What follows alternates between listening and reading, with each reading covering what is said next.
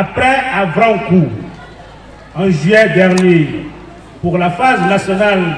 des championnats nationaux scolaires, Djougou, en novembre, pour la phase nationale des Jeux universitaires, nous voici aujourd'hui dans la cité d'Aïnovi, à Porto-Novo, pour le festival du sport individuel. À la direction de l'Office béninois des sports scolaires et universitaires, les événements sportifs s'enchaînent au grand bonheur des populations. 2 jours durant, la cité de Aïnovi va accueillir les élèves qui vont se mesurer dans 3 domaines sportifs pour le compte de ce premier festival du sport individuel, à savoir le roller sport, le badminton et le gymnastique. Restons fidèles à son cahier de charge, qui est de contribuer à l'édification d'une élite sportive de qualité à travers l'animation du sport dans les collèges, lycées et universités du Bénin.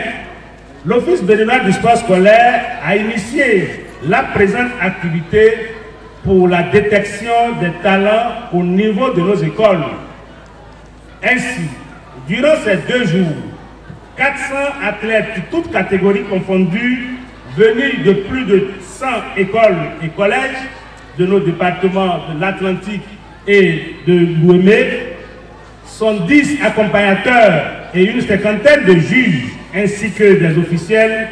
dérouleront ici sur l'esplanade du stade Charles de Gaulle de Porto-Novo.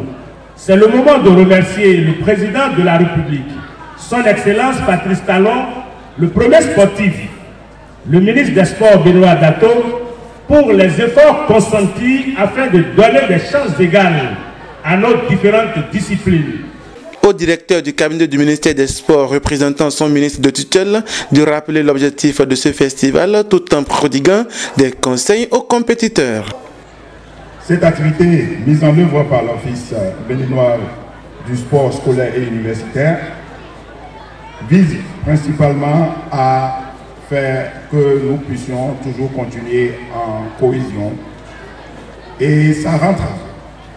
en cohérence parfaite avec le programme d'action du gouvernement, je vais dire le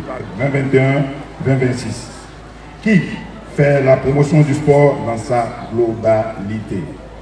Chers athlètes, mettez-y du sérieux qu'il faut, car à travers ce sport,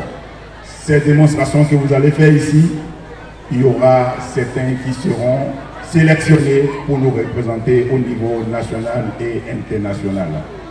Une visite des installations de chacune des 3 domaines en liste a mis fin à cette phase de cérémonie officielle de lancement effectuée ce jeudi 26 décembre 2024 au stade Charles de Gaulle de Porto-Novo.